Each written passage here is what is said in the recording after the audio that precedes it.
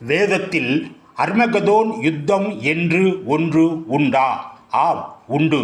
மத்திய பாலஸ்தீனாவுக்கு வடக்கே உள்ள மெகிதோ என்ற மலை பிரதேசம்தான் அர்மகதோன் என்ற இடம். இந்த இடத்தில் நடக்கும் யுத்தம் என்பதால் அர்மகதோன் யுத்தம் என்று பெயர். வரப்போகிற 3ஆம் உலக யுத்தத்திற்கு பின்பு சுமார் 7 வருடங்கள் கழித்து இந்த உலகத்தில் ஒரு யுத்தம் நடக்கும். அதை 4ஆம் உலக யுத்தம் என்று சொல்லலாம். ஆனால் இந்த யுத்தத்தில் ஒரு வித்தியாசம் உண்டு. இந்த யுத்தம் உலக நாடுகளுக்குள் அணி பிரிந்து யுத்தம் பண்ணிக்கொள்ள மாட்டார்கள். உலக நாடுகள் எல்லாம் ஓர் அணியில் ஒற்றுமையாய் ஒன்று கூடுவார்கள்.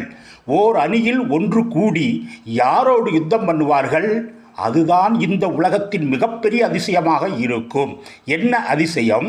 இயேசு கிறிஸ்து இரகசிய வருகையில் எடுத்துக்கொள்ளப்பட்ட கோடாக்கோடி மக்களுடன் பகிரங்கமாக பரலோகத்திலிருந்து இந்த பூமிக்கு வருவார். எதற்காக வருகிறார்? இந்த பூமியை மனிதர்களிடமிருந்து பிடுங்கி தானே அரசாட்சி செய்யும்படி வருவார். ஆனால் இந்த பூமியில் இருக்கும் மக்கள் இயேசுவுக்கு தரமாட்டோம் என்று சொல்லி உலகத் தலைவர்கள் எல்லாம் ஒன்று கூடி உலகத்தில் இருக்கும் ஆயுதங்களையெல்லாம் ஒன்று திரட்டி இயேசுவோடு மாபெரும் யுத்தத்தை நடத்துவார்கள். இயேசுவோடு யுத்தம் பண்ணினால் ஜெயிக்க முடியுமா? முடியாது. இந்த யுத்தத்தில் உலகத் தலைவர்கள் எல்லோரும் மரணமடைவார்கள். அவர்களிடத்தில் இருந்து உலகத்தை இயேசு கைப்பற்றுவார். அவரே இந்த உலகம் முழுவதையும் ராஜாதி ராஜாவாக ஆட்சி செய்வார்.